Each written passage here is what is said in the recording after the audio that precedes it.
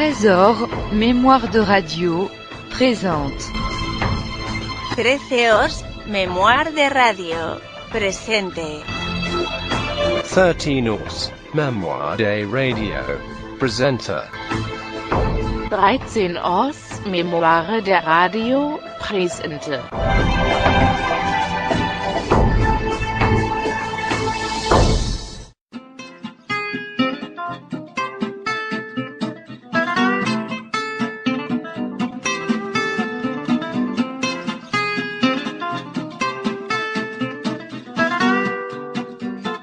Puis un jour que nous avions rendez-vous à la Coupole, qui est un restaurant mythique du boulevard de Montparnasse, pour discuter justement d'un projet en cours qu'on avait envie de monter. Je m'arrête devant une librairie, j'étais un petit peu en avance, et je tombe sur la réédition, une vieille réédition pourtant, des Mémoires de Kiki. Personnage que je connaissais depuis longtemps, parce qu'il y a eu quelques ouvrages qui avaient été publiés sur elle auparavant. Et j'arrive avec ce bouquin-là au restaurant où je rejoins Catel, et qui, elle aussi, évidemment connaissait le personnage, en tout cas la légende, puisque c'est cette fameuse, avant tout, c'est cette fameuse photo de Man Ray, le violon d'Ingres. Et on s'est dit, mais tiens, est-ce que, voilà, tout à coup, ça nous a intéressé de savoir qui y avait derrière cette image, derrière cette icône du surréalisme et de l'histoire de l'art de l'entre-deux-guerres. Et voilà, à partir de ce moment-là, on a commencé à creuser. Alors c'est vrai que on va laisser parler Catel ensuite, mais c'est le vrai premier gros travail, il a été documentaire. À la fin du bouquin, on a publié la bibliographie. Je crois qu'il doit y avoir 3 pages de lignes serrées de livres qui ont été consultés, puisqu'évidemment il n'y a plus de témoins.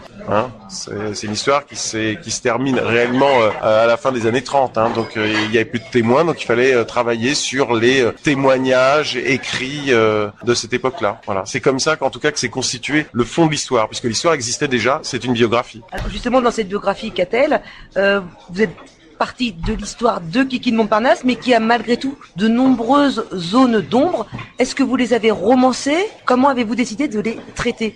Ben ça c'est un travail qui s'est fait en amont par donc José Louis qui a écrit un peu de façon continue et par petites histoires chronologiques sa vie. Et alors évidemment il y a des choses qui sont très évidentes, qui sont écrites dans plusieurs biographies de personnes qui ont écrit leur vie comme Cocteau, Modigliani ou je sais plus Van Ress qui l'a consulté. Et il y a des choses qui sont moins dites. Alors il faut faire les ponts, les passages. Alors parfois ils sont faits de façon un petit peu romanesque par l'écrit et parfois ils le sont par le dessin. Le moins possible d'ailleurs de façon romanesque parce qu'on s'est vraiment attaché à trouver la réalité. On s'est même déplacé dans 3 lieux où elle était pour arriver à reconstituer ne serait-ce que le village de son enfance à Châtillon-sur-Seine. On a dû passer quelques jours pour voir si ça correspondait aux descriptions que elle faisait des vagues souvenirs qu'elle avait de ça entre sa maison chez sa grand-mère et l'école en passant par le petit pont. Pareil quand elle est passé un séjour avec Cocteau, on avait des dates un peu floues et puis elle décrivait l'hôtel, c'était un peu étrange donc on a dû aller à Villefranche-sur-Mer pour voir à quoi ressemblait cet hôtel et ce 3e étage dont elle parlait alors que nous on en voyait 4 dans l'hôtel. Donc on s'est demandé ce qui était vrai, faux et on s'est rendu compte que l'hôtel avait construit un étage de plus après la guerre. Donc, tout ça c'était un travail en amont de recherche incroyable et j'ai fait des tonnes de croquis tout comme José Louis a ouvert des tonnes de livres pour que ça soit le plus proche possible de la réalité.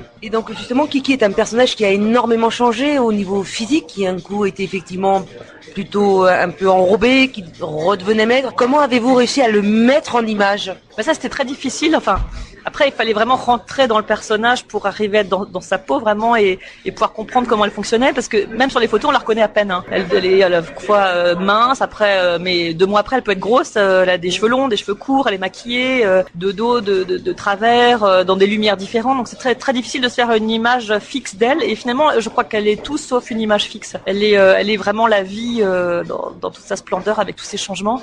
Et il a fallu, moi, je me suis projetée en elle pour essayer de m'imaginer justement pouvoir suivant mes états d'âme changer physiquement et puis j'ai essayé de transcrire ça en dessin comme j'ai pu mais voilà.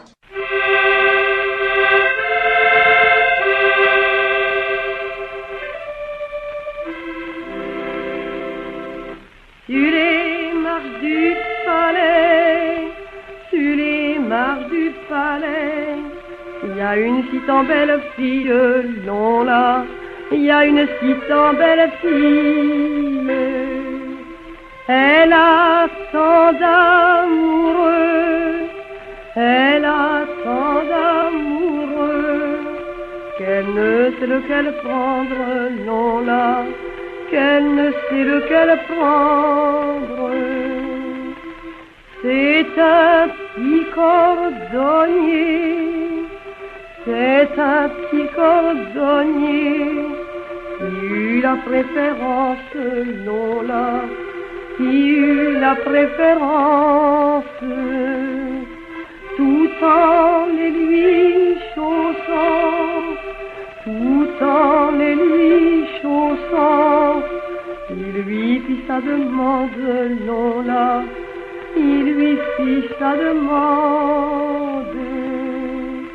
Belle si vous vouliez, belle si vous vouliez, nous coucherions ensemble, non là, nous coucherions ensemble. J'ai un grand lit carré, j'ai un grand lit carré, aux quatre coins du lit, non là, 4 pommes d'orange. Le mi-temps est si grand, le mi-temps est si grand, tous les chevaux du roi, non là, pourraient y voir ensemble. Nous y ferions l'amour, nous y ferions l'amour, jusqu'à la fin du monde, non là, jusqu'à la fin du monde.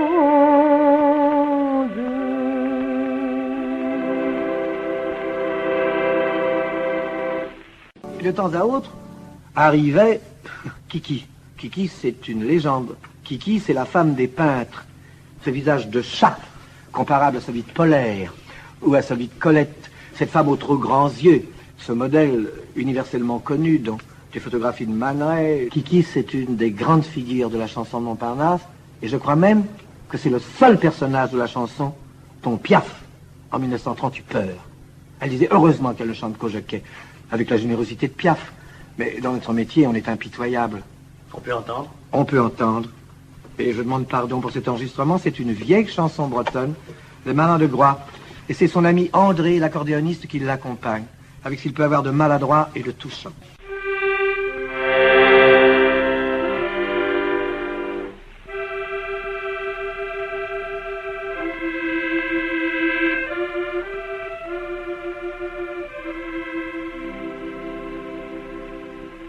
Nous étions 2, nous étions 3, nous étions 3 marins de Groix. Il vente, c'est le vent de la mer qui nous tourmente. Nous étions 3 marins de Groix, embarqués sur le Saint-François. Il vente, c'est le vent de la mer qui nous tourmente. Yves-Marie à l'eau est tombé, Yves-Marie à l'eau est tombé. Il vente, c'est le vent de la mer qui nous tourmente. On a retrouvé son grand chapillot, son garde-pipe et son couteau. Il vente, c'est le vent de la mer qui nous tourmente. Sa bonne maman s'en est allée trouver la bonne Sainte-Anne dorée. Il vente, c'est le vent de la mer qui nous tourmente. Bonne Sainte-Anne, devant vous me v'là, bonne Sainte-Anne, rendez-moi mon gars. Il vente, c'est le vent de la mer qui nous tourmente. La bonne Sainte-Anne a répondu, la bonne Sainte-Anne a répondu. Il vente, c'est le vent de la mer qui vous tourmente.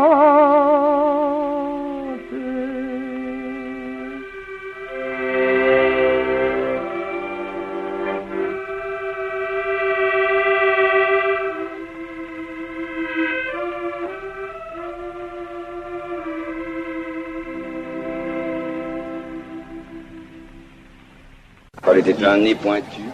Et elle peignait ses sourcils de la couleur de ses robes. C'est-à-dire qu'elle n'avait pas de sourcils, ils étaient rasés. Et quand elle avait une robe violette, elle se faisait des sourcils violets. Quand elle avait une robe verte, elle se faisait des sourcils verts. Ça passait du vert au jaune, au bleu. Toutes les couleurs de l'arc-en-ciel étaient sur ses paupières. On était tous gosses en ce temps-là, et dame, ça nous rajeunit pas. Tu dois te souvenir, Titine, de la galette qui abrita nos premières amourettes. À ce moment-là, t'avais 15 ans, on se fréquentait depuis longtemps, depuis toujours, depuis la maternelle. Ah, que c'est loin, mais pourtant je me rappelle. J'avoue franchement, c'était le bon temps. On est jeune, on est inconscient. Tu te souviens des Titines des culbutes, tout là-haut sur la butte. Tu étais haute comme ça, tu te venais jusqu'aux genoux, que tu es féroce mon pauvre chou. Tu me cherchais des raisons, des disputes, tout là-haut sur la butte. Tu me foutais des torgnoles, en veux-tu, en voilà. Ça n'a pas changé depuis ce temps-là. Ton bonnet par un beau matin passe à par-dessus les moulins. Ce matin-là, c'était un soir tout rose. Et puis l'amour, je sais pas, ça rend tout chose. Après, on s'est regardés tous deux. C'est drôle, mais j'avais l'air honteux. Vous faites en règle le lendemain, ma chérie. On a fait 3 fois le tour de la mairie. J'avoue franchement, c'était le bon temps et ça respirait le printemps. Tu te souviens des Titines des minutes, tout là-haut sur la butte, passer à respirer le bon air de Paris et celui des cheminées de Saint-Denis. Il y a des trucs qu'il faut pas qu'on discute. Quand on sème, on récolte, c'est la butte. Et toi t'as récolté 2 ou 3 petits salés. Et ça ne t'a pas beaucoup changé. Ben quand le rappel a sonné, tu te souviens que je t'ai raisonné. Je t'ai dit ma petite gosse, il faut pas t'en faire. Tu le reverras, ton homme après la guerre.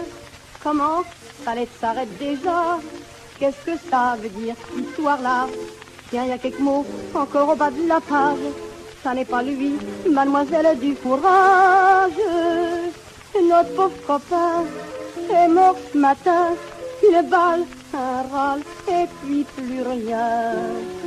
Souvenez-vous de sa conduite dans la lutte, tout là-haut sur la butte de taillure face au casque pointu, sous la mitraille et les obus. Il repose au bord d'une cahute, quelques fleurs, une croix sur la butte. Il a fait plus que son devoir jusqu'au bout. Sa dernière pensée fut pour vous. Sa dernière pensée fut pour vous. Man Ray, nous nous retrouvons une fois encore, et cette fois pour parler de Montparnasse, pour vous ramener vers les années 20. Vous ne parliez pas encore très bien français à ce moment-là. Pas du tout. Et ça ne vous gênait pas? Si. On raconte qu'un des premiers mots que vous avez prononcé, c'était « ça me trouble ». Et je crois que ça se rapportait à quelqu'un qui représentait la France pour vous à ce moment-là. Ah, vous voulez dire Kiki de Montparnasse? Tenez pas du tout à voir sa figure, ses nus même, représentée en photo. Elle se méfiait de votre précision, oui. De votre œil très précis. Alors, je lui dis, mais moi, j'ai fait la photo, je suis peintre aussi, j'ai fait la photo comme un peintre, n'est-ce pas? Et finalement, elle a accepté de poser pour moi. Et vous savez, encore une belle voix, c'était celle de Kiki. Malheureusement, j'avais des disques et puis toute la littérature qu'on a écrite sur Kiki, mais dans le monde entier, j'en avais des paquets. J'ai eu le malheur un jour de donner ça à Kiki, comme pour elle avait besoin de documents. Et puis alors, tout le monde l'a pris, n'est-ce pas? Je l'ai pu le retrouver. Je crois que Yuki Desnos a encore quelques disques. On parle toujours de Kiki de Montparnasse. Elle n'a jamais eu d'argent, Kiki. Elle était comme ça, Kiki. Et bien, si elle disait, j'ai pas pu payer mon terme, tout le monde lui payait son terme. C'est la moindre des choses. Donc une grande camaraderie. Oui. Et le milieu des modèles de Montparnasse? Ah, les petits modèles? Eh bien, elles étaient très gentilles. C'était des braves petites filles. Et en général, elles ne faisaient que d'être modèles. C'est très rare, non, elles ne faisaient pas de théâtre, elles ne faisaient pas de cinéma, elles n'étaient pas mannequins, elles étaient modèles. C'est drôle. Et elles étaient des amies des peintres. Les peintres les aimaient bien. Et jamais, par exemple, s'il y en avait une qui était ennuyée pour l'argent ou quelque chose comme ça, tout le monde était là. C'est une grande famille, quoi. Il y a plusieurs qui sont devenus célèbres, très célèbres. Ah ben, il y a Kiki. Je parlais de Kiki un jour avec Brasseur. Il me disait que c'était quelque chose d'extraordinaire. C'était un volcan, cette femme. Ah, elle était étonnante, oui. C'était une grande fille brune qui riait tout le temps, d'origine bourguignonne. Elle roulait un peu les airs, elle parlait, tenez, elle avait l'accent de Colette, à peu près. Et alors, elle avait de très belles dents blanches, éclatantes. Elle chantait admirablement. Et elle chantait des chansons que nous lui apprenions. C'était un répertoire qui n'était pas pour patronage. Et elle les chantait avec une telle grâce, enfin, une telle manière que c'était pas choquant, franchement. Elle était drôle. Est-ce que vous connaissez exactement l'histoire de la destinée de Kiki? Eh bien, oui, c'est une fille qui est venue de son pays à Paris. Évidemment, sa mère l'avait placée comme petite bonne. Elle a été très malheureuse. Elle était chez un crémier, c'était très dur. Elle nous racontait tout cela d'ailleurs avec beaucoup de verve, beaucoup d'humour. Elle avait le don des images. Elle était presque illettrée, c'est dommage. Sinon, elle aurait pu écrire. La façon qu'elle avait de raconter les choses décelait son talent, hein. Et alors, elle s'est évadée très vite de ce milieu de petits crémiers et d'être petite bonne, et elle a connu un temps de misère effroyable. D'ailleurs, Kiki est la seule qui n'ait jamais réussi à devenir vraiment riche. C'est assez drôle. Elle n'aimait pas beaucoup l'argent. Il lui en fallait, mais c'est tout. Et alors elle a commencé à venir à Montparnasse, et c'est là qu'elle s'est mise à poser. Mais elle posait pour des peintres qui n'avaient pas un rond. Alors, ça ne lui donnait pas d'argent non plus. Alors elle couchait sous les ponts, elle faisait sa toilette dans les lavabos de la Rotonde, où elle était très bien avec la dame des lavabos. Alors elle arrivait le matin, alors qu'il n'y avait pas de clients, et elle prenait son tub dans les water de la Rotonde. Parce qu'elle était très propre, Kiki.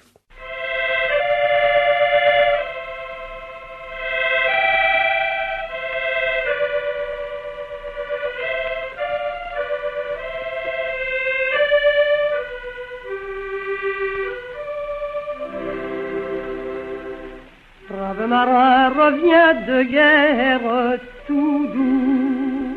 Brave marin revient de guerre tout doux. Tout mal chaussé, tout mal vêtu. Brave marin, d'où reviens-tu tout doux? Madame, je reviens de guerre tout doux. Madame, je reviens de guerre tout doux.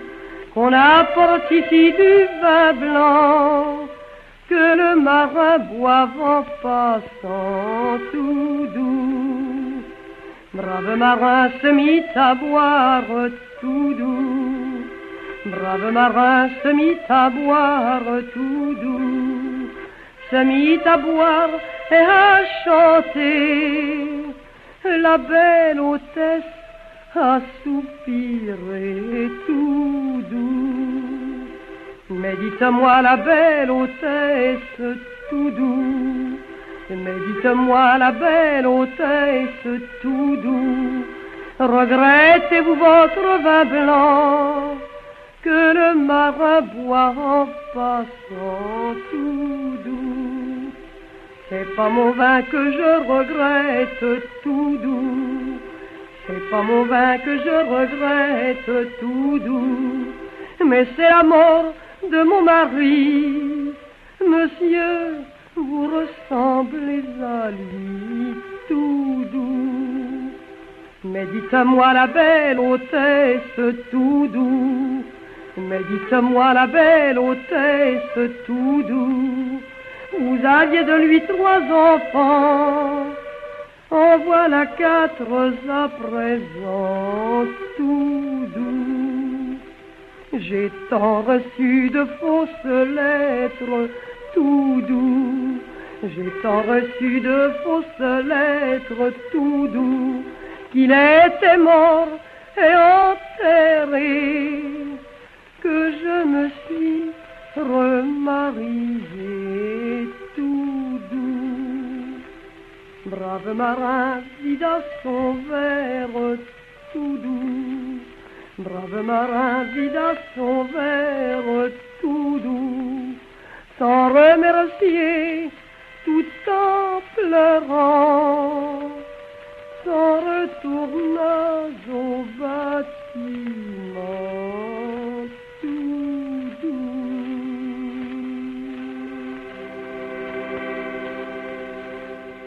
Et alors, Kiki de Montparnasse, vous l'avez rencontrée? Qui donc? Kiki de Montparnasse. Mais bien sûr que je l'ai rencontrée, Ouais. elle était belle. Hein. Ouais.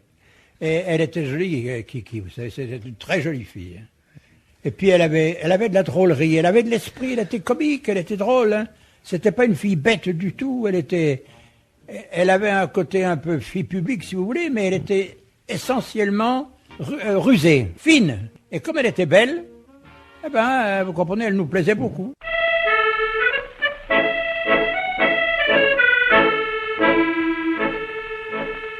Nous étions 20 à 30 brigands dans une grange, tous habillés de blanc à la mode, et vous m'entendez, tous habillés de blanc à la mode des marchands.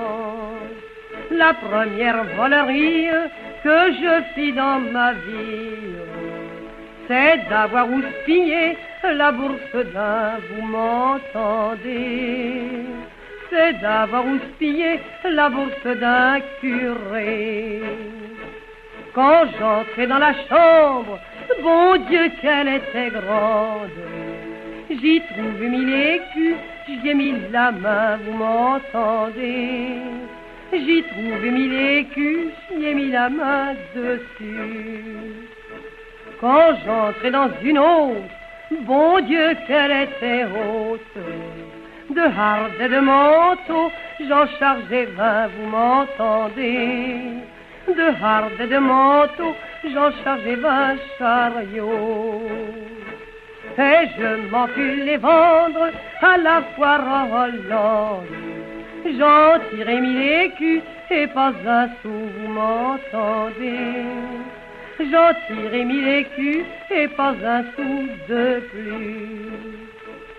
Ces messieurs de Grenoble, avec leurs longues robes et leurs bonnets carrés, m'ont bien vite, vous m'entendez, et leurs bonnets carrés m'ont bien vite attrapé. Ils me jugèrent à pendre, ah que c'est dur à entendre, à pendre, à étrangler sur la place du, vous m'entendez, à pendre, à étrangler sur la place du marché.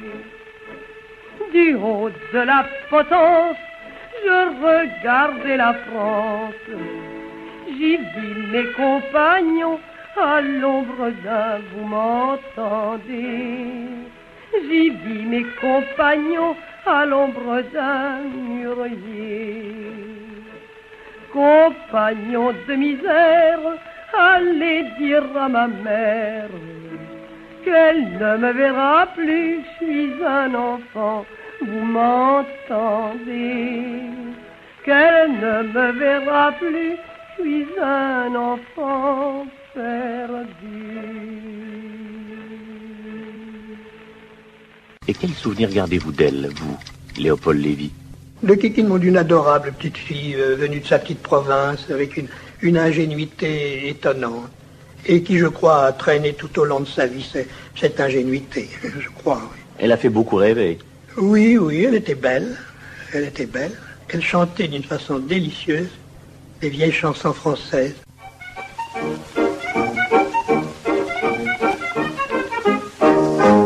Il est une coutume en Angleterre, c'est le charmant jour des primevères, qui revient au mois de mai, et qu'on nomme le primrosé. Tous les amoureux soleil en tête portent le joli bouquet de fête. Organise ce matin s'offrit à son cousin la plus jolie fleur du jardin, car il paraît que ces fleurs sont un gage de mariage. Le long de la Tamise, ils sont allés tous les deux Goûtez leur exquise du printemps qui grise dans les prés fleuris semés de coins ombreux. Et dans un doux badinage, sa plante d'Angelolo, sous le vert feuillage, chacun s'engage et le vent répète I love you.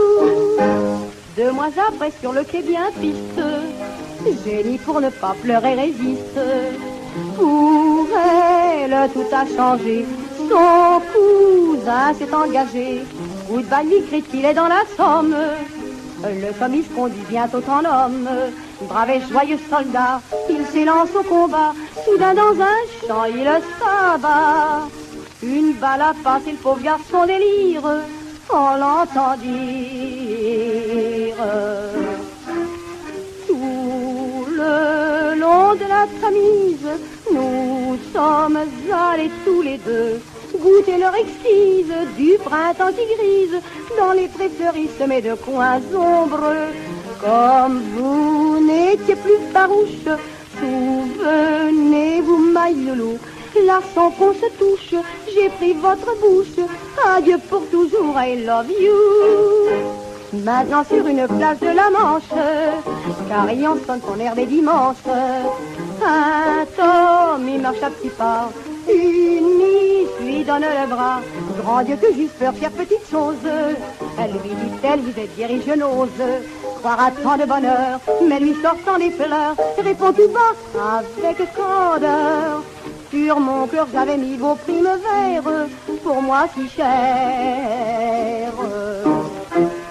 Tout le long de la Tamise, nous irons bientôt tous deux goûter leur exquise du printemps qui grise dans les prés fleuris semés de coins ombreux. Mais comme il nous faut, chère femme, la grande victoire avant tout, bien comme flamme, ce bouquet de flammes pour revenir vainqueur, I love you.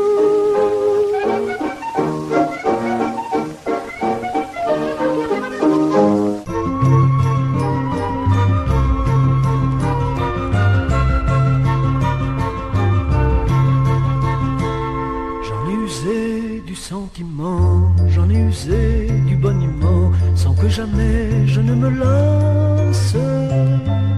J'ai respiré tous les parfums, tous les échos, jeunes ou défunts, sur ton pavé, vieux Montparnasse. J'ai promené de l'argent long les rêves d'un vieux vagabond qui traîne sa vieille carcasse. De la coupole au vieux clocher, et du départ à l'arrivée, sur ton pavé, vieux Montparnasse. Les trains ne partent jamais vers tous les pays où je vais, lorsque le rêve enfin m'embrasse. Et dans ma tête entourmentée, c'est une ronde endiablée de 1000 trains, vieux Montparnasse. J'ai jamais eu le malheur d'aimer, ni le bonheur de se quitter. Il y a des choses qui prennent trop de place. Mais j'ai aimé un coin de rue qui s'enfonçait dans la cohue de ton pavé, vieux Montparnasse. J'ai soulevé un de tes pavés pour voir si en dessous je trouverais un myosotis, une rose fugace. Mais je n'ai trouvé qu'un souvenir qui se cachait là pour mourir sur ton pavé, vieux Montparnasse. Des fleurs je sais où en trouver, des roses, des œillets par milliers, où ce qu'on nous met quand on trépasse. Il me suffira de me balader, de temps en temps de me baisser sur ton pavé, vieux Montparnasse. Moi j'ai pas eu droit au bouquet, pas de belle fille à l'arrivée, pourtant j'étais le plus cocasse. Mais on m'a dit d'un ton gentil, tu te cognes trop dur contre la vie sur les pavés du Montparnasse. Des fleurs t'en fais pas, t'en auras, t'en as vu moins que t'en verras, là où bientôt sera ta place. Tu n'auras plus jamais de soucis, tu ne verras plus le ciel gris sur les pavés du Montparnasse. Ah mille dieux, je pourrais jamais trouver le bonheur à respirer dans les jardins de ce palace. Que le paradis paradis soit foudroyé s'il ne peut pas me ramener dans le quartier du Montparnasse.